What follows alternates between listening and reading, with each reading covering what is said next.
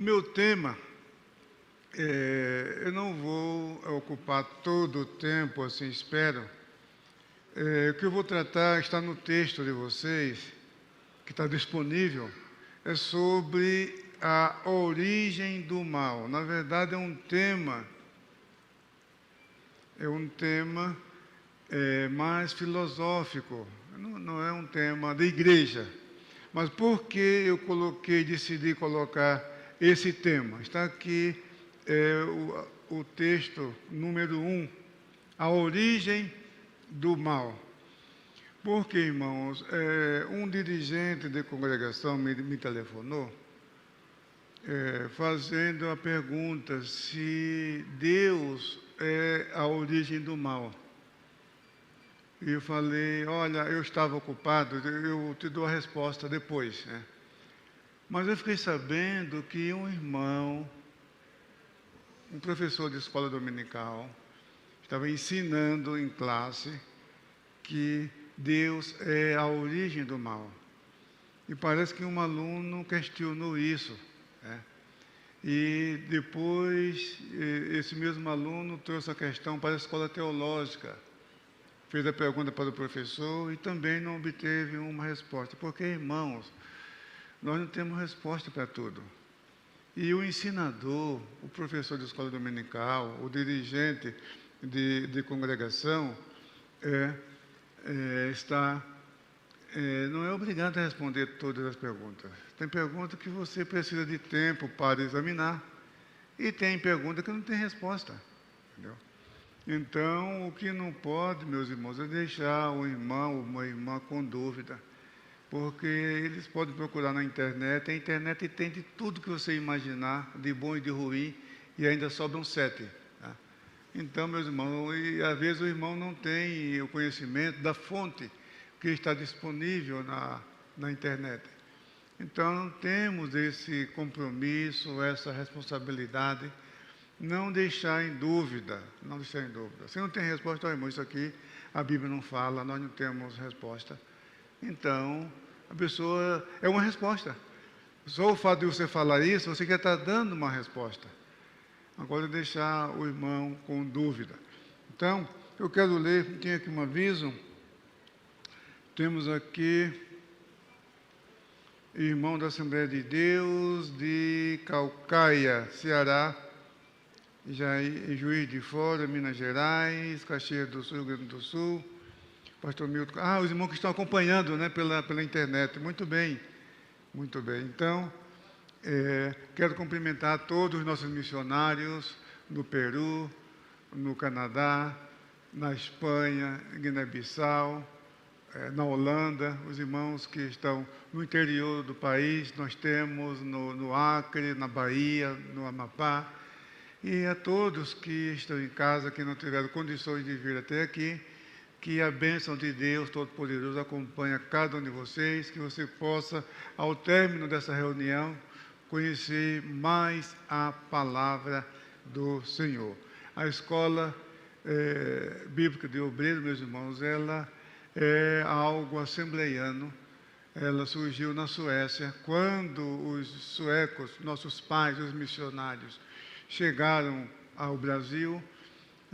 Eles trouxeram porque não tínhamos seminários teológicos na época. Como eu falei ontem à noite, o jornal Boa Semente, ela já tinha um encarte com as lições da Escola Bíblica Dominical. Ainda hoje eu estava vendo, até mostrei para a Daniela um facsímile, fotografia, desse encarte de 1921. E também um facsímile do jornal Boa Semente de 1919.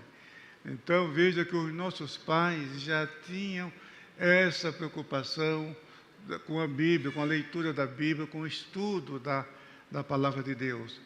E segundo Israel de Araújo, no livro Os Pentecostais no Brasil, ele diz que, e também na biografia da Frida Wingren, missionária, esposa de Gunnar Wingren, que foi em 1929 que foi realizada a primeira Escola Bíblica de Obreiros em Bom Sucesso, no Rio de Janeiro. Então, meus irmãos, e a Escola Bíblica de Obreiro, a Escola Bíblica Dominical e o curso teológico à distância no Mensageiro da Paz foram os 3 elementos responsáveis pelo ensino nas Assembleias de Deus, e não somente pelo ensino, mas pela unidade doutrinária da igreja. Então, hoje nós temos faculdade de teologia, nós temos a FAECAD, nós temos de Curitiba e muitas outras escolas teológicas por toda parte, mas a Escola Bíblica de Obreiros continua, ela veio realmente para ficar.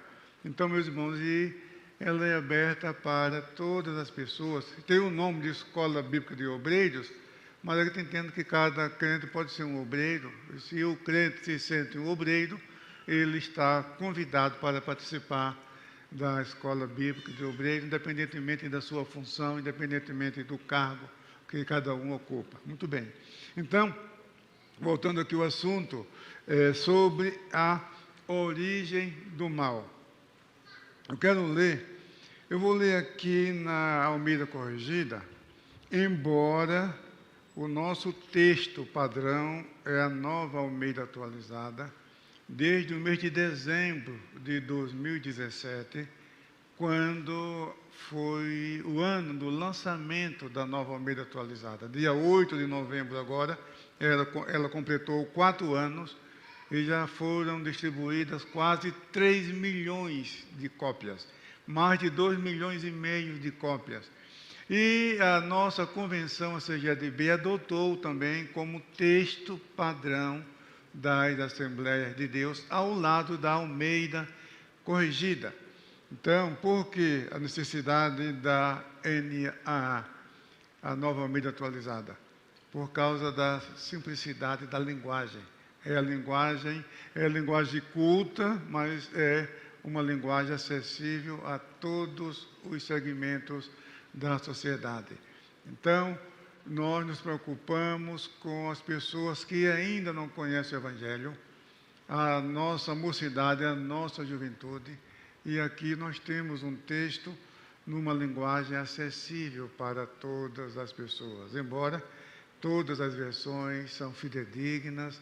A Sociedade Bíblica do Brasil publica 6 versões da Bíblia, a Almeida Corrigida, de 69, a Almeida Corrigida Atual, a Almeida Atualizada, a Nova Almeida Atualizada, a tradução brasileira e a nova tradução na linguagem de hoje. São 6 versões publicadas pela Sociedade Bíblica do Brasil. Então, a nossa insistência com a NAA pela compreensão, que é importante a pessoa entender o que lê.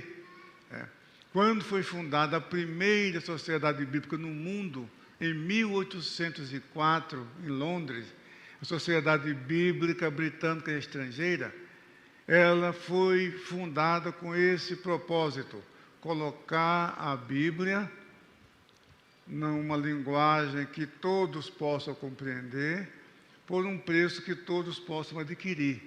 Então, e esse propósito é mantido ainda hoje pela Sociedade Bíblica do Brasil. A Bíblia, numa linguagem para que todos possam compreender. E, portanto, Lutero já dizia que a linguagem da Bíblia deve ser a mesma linguagem de uma mãe para o filho. Isto é, o filho entende a linguagem da mãe. Assim, é a vontade de Deus que os seus filhos, que o povo compreenda, que entenda a sua palavra. Então, nós realizamos aqui uma maratona bíblica na Semana da Bíblia de 2017 e foi lida aqui no púlpito a Nova Almeida Atualizada de ponta a ponta, de Gênesis a Apocalipse, e a partir de então ela se tornou texto padrão para as Assembleias de Deus de Jundiaí. E na convenção geral realizada em Belém do Pará, a convenção, uma proposta apresentada pelo Conselho de Doutrina, Conselho de Educação e Comissão Apologética, e o plenário aprovou a NAA como texto oficial das Assembleias de Deus no Brasil, ao lado da Corrigida. Muito bem, mas eu quero ler hoje na Corrigida, Isaías capítulo 45 e o versículo 7, e vou explicar depois por que a leitura na Almeida Corrigida. Almeida Corrigida, Isaías 45 e o versículo 7, onde lemos o seguinte: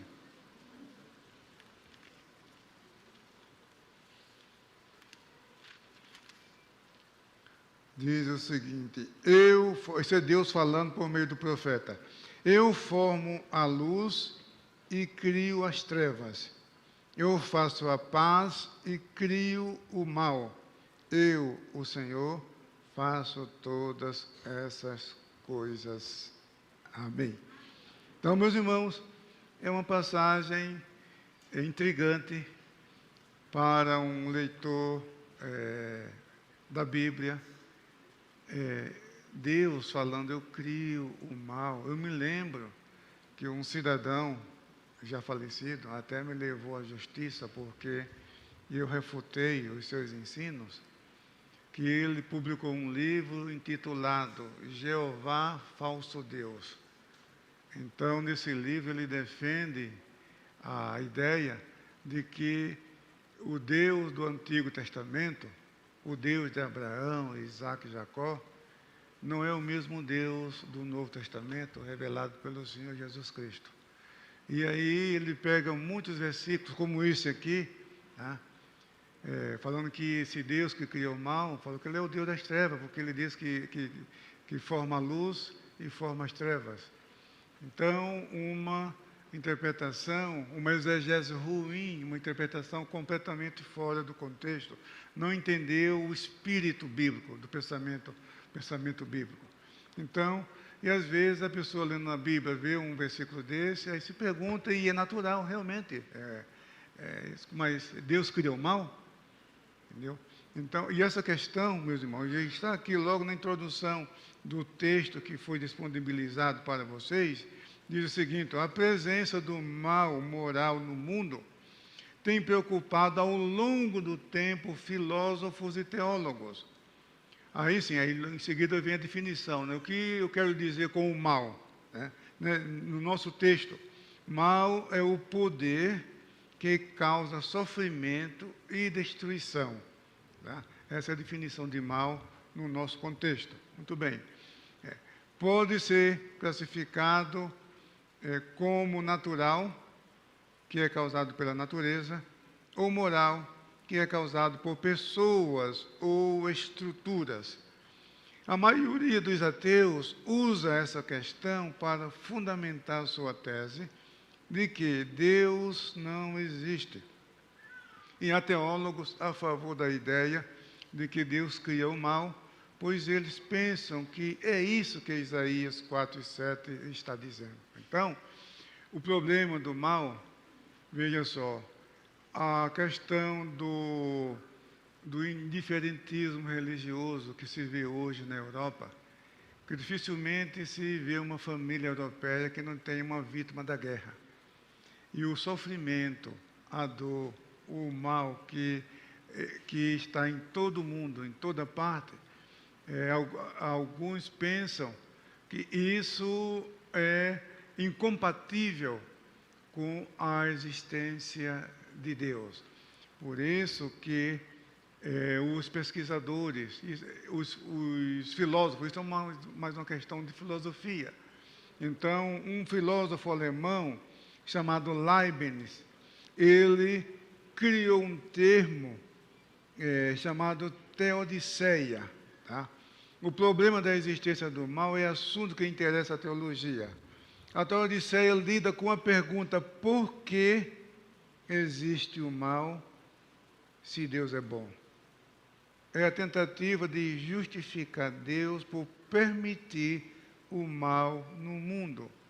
O termo foi empregado pela primeira vez pelo filósofo alemão Leibniz, em 1710, para refutar quem afirmava que a existência do mal é uma prova de que Deus não existe.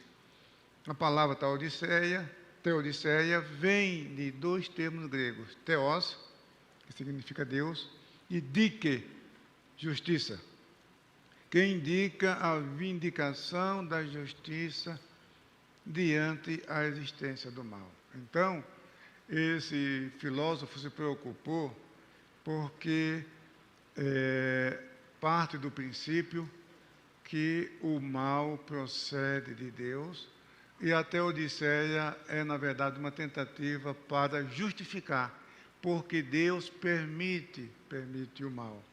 Mas a Teodiceia não é questão da teologia, é um ramo da filosofia e não é assunto de igreja. Eu estou tratando isso aqui em rápidas palavras por causa dessa questão do irmão que perguntou para um, perguntou para outro e está interessado. E como ele, deve ter muitos outros. Por isso que eu pensei em trazer esse assunto em poucas palavras para que os irmãos entendam que Deus não é a origem do mal. Esse é o ponto número 1. E número 2 é que o mal no mundo não é incompatível com a existência de Deus. Muito bem, mas vamos prosseguir. Vamos seguir. Embora o termo seja do século XVIII, quer dizer, o termo Teodiceia, a ideia por detrás da Teodiceia é muito antiga. No quarto século antes de Cristo, Epicuro, os irmãos já conhecem esse nome, Epicuro é o fundador do epicurismo, uma escola filosófica muito em voga no primeiro século da era cristã, e Paulo pregou para os epicuristas, ou epicureus, juntamente com os estoicos, né? Que eram as duas correntes filosóficas muito em voga no primeiro século da era cristã.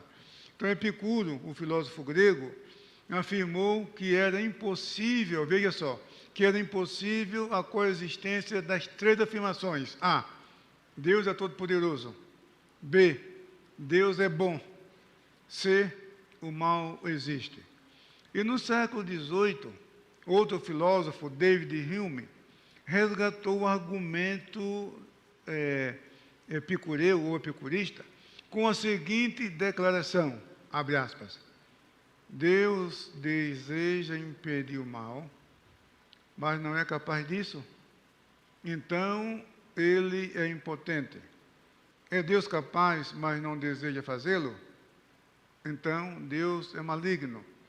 Onde então vem o mal? De onde então vem o mal? Diante desse questionamento sobre o mal, então Leibniz propôs o projeto Teodiceia para lidar com o problema. Então, Alvi Plantinga discute filosoficamente o tema em seu livro Deus, a Liberdade e o Mal. É um livro pequeno, 140 páginas.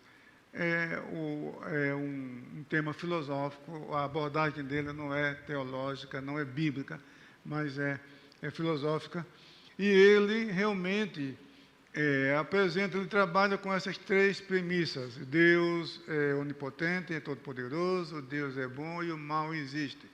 Então, ele reconstrói essas premissas de diversas maneiras e responde aos ateus. E ele mostra, usando argumentos ontológicos, teleológicos, cosmológicos, usando os argumentos das vias de Tomás de Aquino da Idade Média, que ele mostra pela razão que é impossível negar a existência de Deus.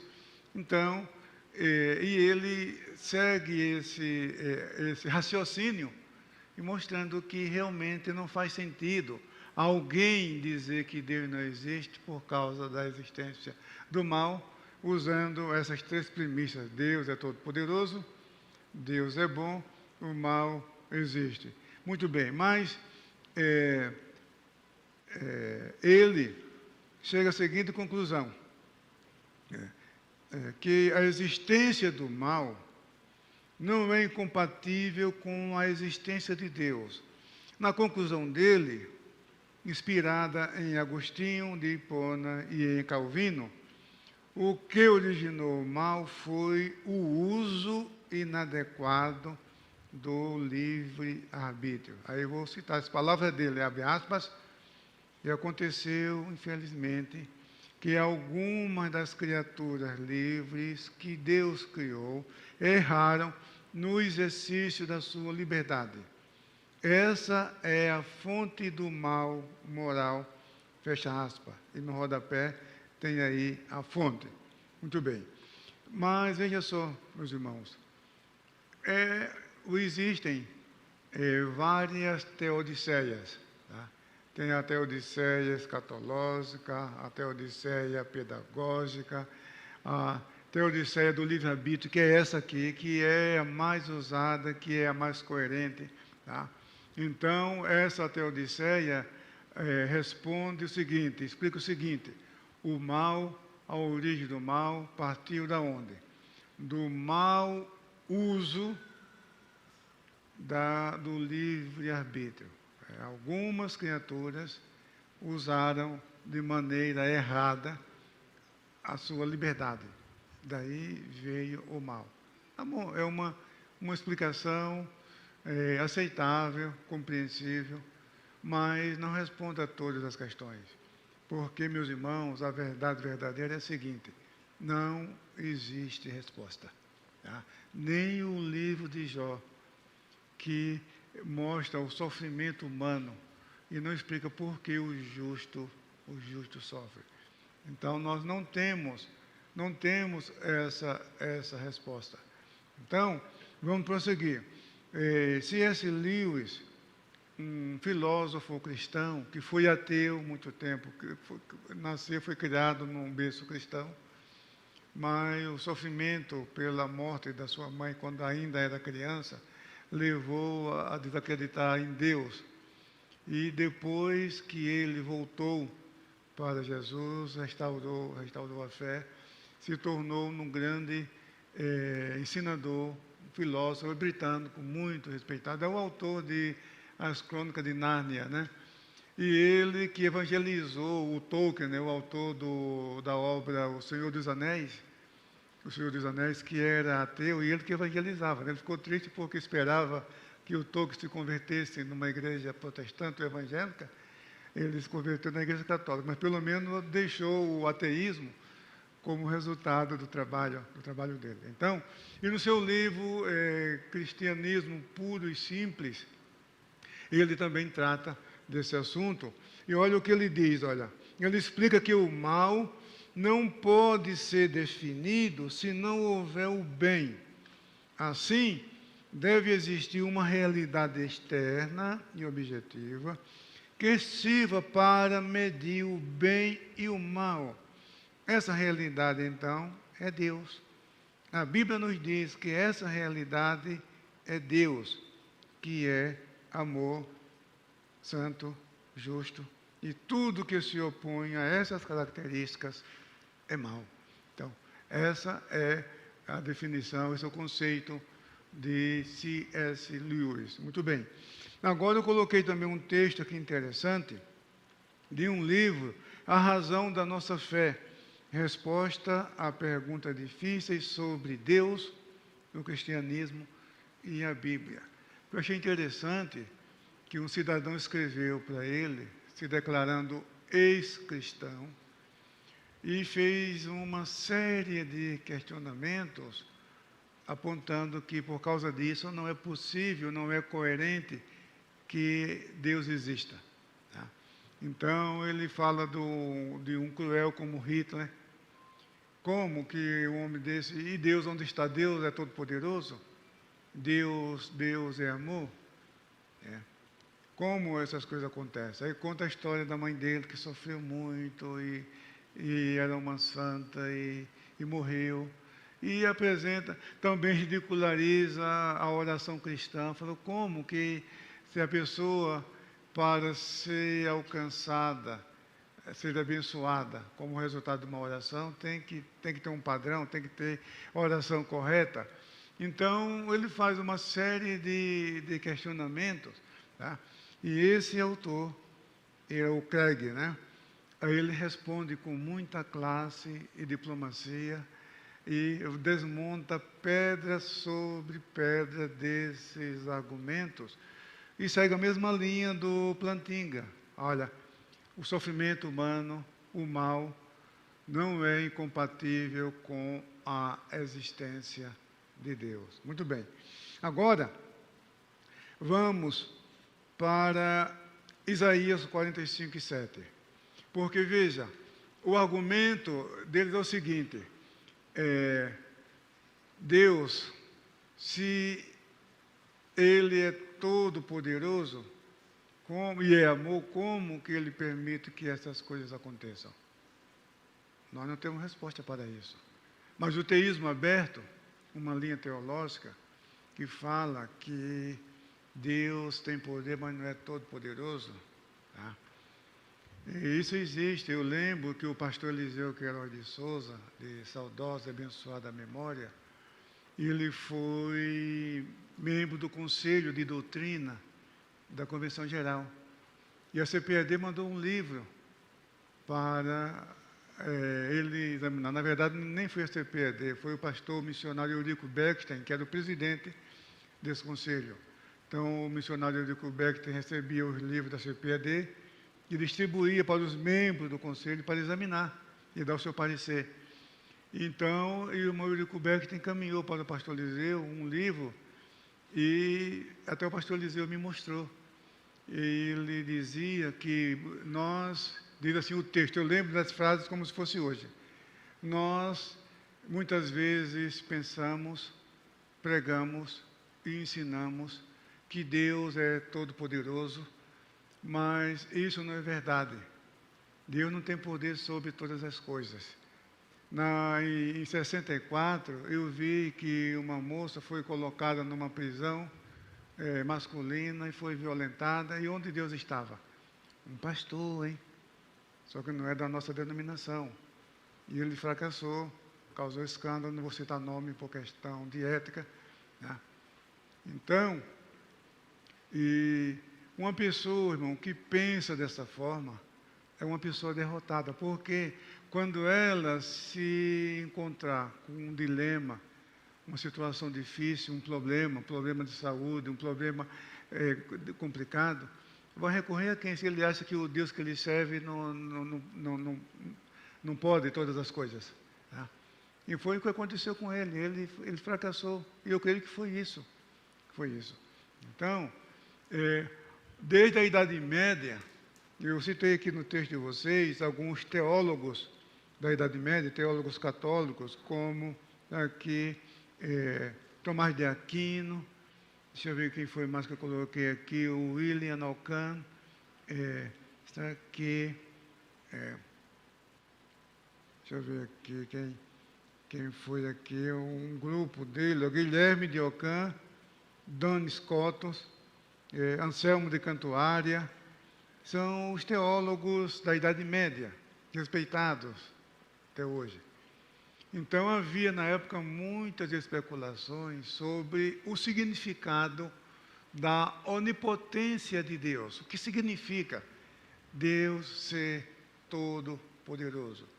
E aí vinham as perguntas, que até coloquei aqui, algumas dessas perguntas, olha, que eram, na verdade, especulações, né? Deus poderia criar um círculo quadrado? Um triângulo redondo? Criar água seca? Ou uma pedra tão pesada que Deus mesmo não poderia levantar? Então, todo-poderoso não significa que pode todas as coisas. Então, Ele pode fazer essas coisas, sabe? Então, essas especulações já existiam desde a Idade Média. Então, mas só que a onipotência como atributo divino no campo teológico não é isso que ele está colocando. Olha, o teísmo aberto ensina que a onipotência de Deus é limitada. Um deles, muito conhecido também, que eu não vou citar nome, chegou a dizer que Deus não foi capaz de impedir o tsunami de 2004 na Indonésia, que ceifou 230 mil pessoas, a vida de 230 mil pessoas. Desse modo, esses teólogos aparentemente teriam uma explicação para a existência do mal. Qual seria a explicação? Deus não pode tudo. Deus está lutando também contra o mal, mas Ele não dá conta. Que Deus é esse? Que Deus é esse que não pode resolver os problemas do mal? Então, é um raciocínio equivocado. Quanto às especulações dos citados teólogos da Idade Média, cabe ressaltar que onipotência, no âmbito teológico, como atributo divino, indica o quê? Poder ilimitado de Deus no ad extra. Ad extra é um termo latino, ad extra quer dizer externo, ou seja, a onipotência de Deus está limitada somente pela essência ou natureza do próprio Deus e por nada externo a Deus. Então, Deus, a Bíblia fala que Deus não pode mentir. Entendeu? Então, Deus ele não faz nada contrário à sua própria natureza. Fala lá parece que Abacuque, que Deus não pode ver o mal. Entendeu? Então, a onipotência é nesse contexto ad extra. Nada é externo. Ele somente pela essência ou natureza do próprio Deus e por nada externo a Ele. Esse conceito responde a essas especulações ou objeções de que Deus não seria capaz de algo. Muito bem. Agora, vamos ao texto de Isaías 45, 7. Muito bem. Os teólogos que usam a Teodiceia partem da ideia de que Deus criou o mal, interpretando inadequadamente Isaías 45, 7. O problema é que a passagem não está falando do mal moral. O verso está contrapondo o mal à paz. O profeta emprega um dos paralelismos poéticos, o antitético, que consiste em manter um profundo contraste com a ideia principal. Há diversos exemplos nos livros poéticos e sapienciais do Antigo Testamento, porque, irmão, a estrutura poética na Bíblia, não somente nos livros poéticos e sapienciais, os profetas usam muito os poetas. Se você vê a Nova Almeida Atualizada, a NAA, e isso fica em destaque. Todos os termos, os trechos poéticos nos profetas vêm em destaque, para que o leitor saiba que aquilo ali é poesia. E a característica, na nossa língua portuguesa, a característica principal de uma poesia é a rima, não é? Minha terra tem palmeiras, onde canta o sabiá. As aves que aqui gojeiam, não gojeiam como lá. Tá? Então, a rima, a métrica, são características da poesia na nossa língua. Mas no hebraico não. No hebraico é o paralelismo, que existe diversos tipos de paralelismo. O paralelismo, por exemplo, sinônimos. O que é? É repetir uma frase de forma diferente. Tá? Israel peregrinou no Egito, e Jacó habitou na terra de Cão. Está lá em Salmo 103, versículo 23. É um paralelismo. Aquele que habita no esconderijo do Altíssimo, à sombra do Onipotente descansará. Entendeu? Um paralelismo sinônimo. Né? Ele não nos tratou segundo as nossas iniquidades, e não nos retribuiu segundo os nossos pecados. São frases, são ideias, repetição de ideias com outras palavras. É um tipo de paralelismo. O outro tipo, que o que Isaías usa aqui, eu até citei aqui 3 exemplos, poderia citar inúmeros. Você lendo os Salmos, os Provérbios, você encontra inúmeros. Tem aqui, pois o Senhor conhece o caminho dos justos, mas o caminho dos ímpios perecerá, sabe? Contrapondo, sabe? Isso aí é o paralelismo antitético. Outro exemplo, de madrugada viceja e floresce, à tarde murcha e seca. Está vendo esse contraponto? Terceiro exemplo, está em Provérbios. Porque odiaram o conhecimento e não preferiram o temor do Senhor. Provérbios 1:29. Então, o profeta Isaías usou essa estrutura, como outros profetas usaram também. E o profeta diz o seguinte: o profeta Isaías empregou essa mesma estrutura poética quando escreveu, veja só, eu formo a luz e crio as trevas. Olha aqui, contrapondo. Isso aqui é um paralelismo antitético. E depois continua: eu faço a paz e crio o mal. Tá? Por isso que a Nova Almeida Atualizada usou conflitos no lugar do mal. Porque a palavra ra, em hebraico, tem um significado amplo. Tá? Se você consultar qualquer léxico de hebraico, você vai encontrar o significado dessa palavra. E aqui o que o profeta está dizendo, o mal aqui, é o castigo e a ira de Deus sobre o povo por causa da sua desobediência. E isso nós encontramos diversas vezes nos profetas, as ameaças que os profetas fazem ao povo de Israel, ao povo de Judá, aí das tribos do norte. Se eles não se arrependerem, Deus vai mandar praga, vai mandar fome, vai mandar peste, vai mandar terremoto, vai mandar cativeiro. Então, o mal é isso aí. Não é esse mal aqui, não é moral. Não é o mal moral que Deus está dizendo que cria aqui. Então, isso precisa ser esclarecido. Ó. Além disso, a palavra hebraica para mal é ra, e representa vasto significado do Antigo Testamento. O termo aparece com sentido moral absoluto, no caso de Gênesis 2, 9, primeiro Reis 3 e 9, mas também para indicar circunstâncias desfavoráveis, como Gênesis 41 e 9, quando fala daquelas vacas magras, feias, ela está lá também, é o mal também. Entendeu? Então, um significado muito amplo. Veja que a NAA traduz já por conflitos, assim: promovo a paz e crio os conflitos. Então, a pessoa lendo a NAA não vai ficar preocupado com a ideia de que Deus, da possibilidade de Deus criar o mal. Então, o mal em Isaías, nessa passagem, contrapõe a paz. E está falando acerca do castigo por causa da desobediência do povo. Muito bem. Conclusão, e aí eu encerro. O meu objetivo é trazer uma rápida palavra e esclarecer essa questão sobre Isaías 45, versículo 7. Né? Embora a origem do mal seja uma questão muito antiga, não há resposta definitiva para ela. E o que podemos afirmar com certeza é que Deus não criou o mal.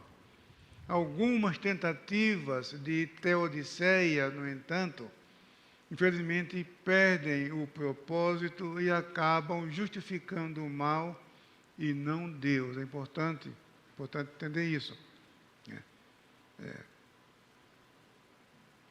Existem diversas explicações filosóficas e teológicas que, logicamente, demonstram a existência de Deus, mostrando que a existência do mal não implica a inexistência de Deus. Então, meus irmãos, eu quero encerrar concluindo da seguinte forma. Primeiro, Deus não cria o mal. O mal nessa passagem diz respeito às mazelas, os castigos que Deus está prometendo trazer, ameaçando trazer por causa da desobediência do povo. Número 2, a existência do mal não é incompatível com a existência de Deus. E terceiro ponto, a teodiceia não é assunto de igreja, não é assunto da teologia, mas da filosofia. Então, meus irmãos, Deus abençoe ricamente a cada um. Espero ter dado uma resposta de um tema tão complicado, tão difícil como esse. Muito bem. E, meus irmãos, eu devo também, antes de entrar no intervalo, comunicar a todos